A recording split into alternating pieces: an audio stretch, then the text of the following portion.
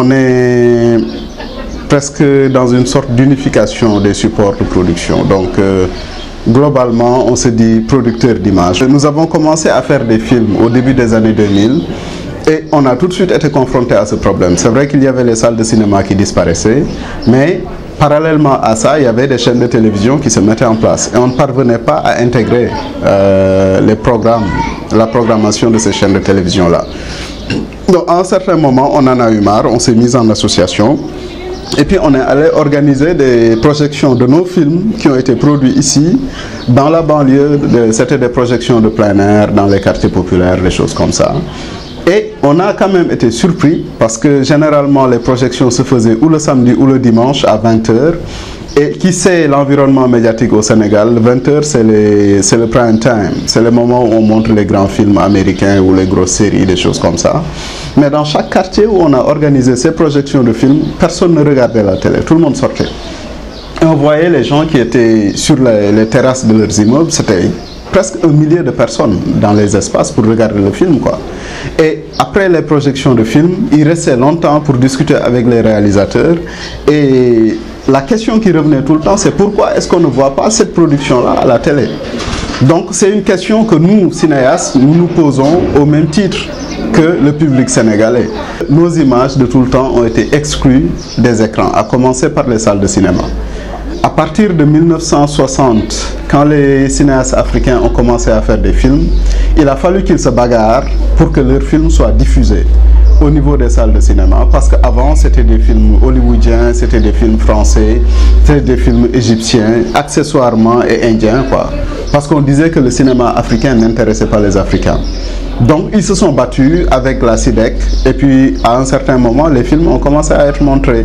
Et il y avait de grands succès comme les films Le Mandat de Ousmane Sembène, Bax de Momar Thiam, Djankabi, Djekbi, les films de Mahama Johnson Traoré, où on se rendait compte que chaque fois qu'il passait, mais vraiment les salles étaient remplies, mais vraiment plein, quoi. Aujourd'hui, avec les chaînes de télévision, on est presque dans la même situation, parce que la plupart de ces chaînes, en fait, ils vont trouver des programmes qui leur sont presque offerts. Et de fil en aiguille, au fur et à mesure, ils finissent par ne pas avoir l'habitude de diffuser des films d'ici. Mais c'est essentiel de diffuser des films d'ici parce que ce sont des films qui parlent au public. Et le public a besoin de ces images-là. Tu vois. Donc c'est pour dire que la population, le public local a soif de ces images. Mais il y a une sorte d'interférence de la production étrangère, des grands majors de distribution, parce qu'il y a des enjeux économiques derrière, qui interfèrent dans les relations entre les écrans nationaux et le public local. Et ça, je pense que si on tient compte de cette réalité, on comprend du moins partiellement pourquoi nos images ont du mal à intégrer nos écrans. Pendant très longtemps, en fait, par rapport à l'évolution médiatique, le cinéma a été coupé de la télévision dans notre pays, alors que c'est un prolongement naturel. C'est-à-dire que la télévision est une évolution du cinéma. Et il y a une chose magnifique qui s'est passée il y a 2 ou 3 ans, parce qu'à un certain moment, il y a eu une réalisatrice, productrice de films qui s'appelle Maria Massila, qui a intégré une nouvelle chaîne de télévision qui s'appelait la TFM. Et tout de suite, elle s'est mise à se battre pour que les films africains et sénégalais soient diffusés. Chaque samedi, il y avait vraiment un grand film africain qui passait à TFM.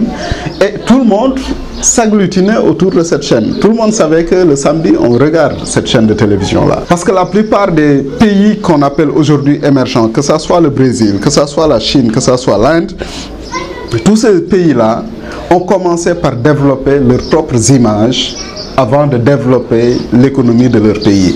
Donc le développement de l'image, le développement culturel induit déjà le modèle, quel est le projet de société qu'on veut pour le futur, pour notre pays. Alors qu'avec le FESPACO, pendant une semaine, c'est possible de voir des nouvelles productions africaines, l'actualité du secteur du cinéma et de l'image en Afrique. Et ce qui est magnifique, c'est que non seulement ça a créé cette situation d'émulsion pour les professionnels du cinéma en Afrique, mais tous les autres professionnels des autres continents se retrouvent aussi au FESPACO. Et ça, je crois que c'est magnifique. Maintenant, la question fondamentale, c'est qu'il ne faut pas se limiter au FESPACO. Un cinéma aussi important pour le continent africain, je pense qu'il est important de démultiplier cette expérience-là. Cette ouverture du secteur implique aussi une démultiplication des opérateurs qui doivent diffuser des images pour le public ou la population sénégalaise. Je pense que c'est très heureux parce qu'en termes de démocratie et en termes de possibilités de formation, de sensibilisation, d'information, de conscientisation tout simplement, d'une conscience citoyenne, c'est extrêmement fort pour le Sénégal. Et ça, je pense qu'on n'en attendait pas moins d'un pays comme le Sénégal.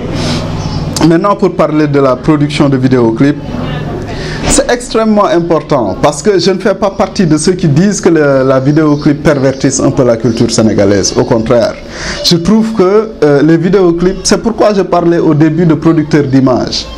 Parce que le clipper, celui qui produit ces vidéoclips, il est aussi important que le producteur de film. C'est un producteur de films à part entière. Il diffuse la culture de son pays, il diffuse l'état mental, le miroir, la psyché sociale. C'est extrêmement fort.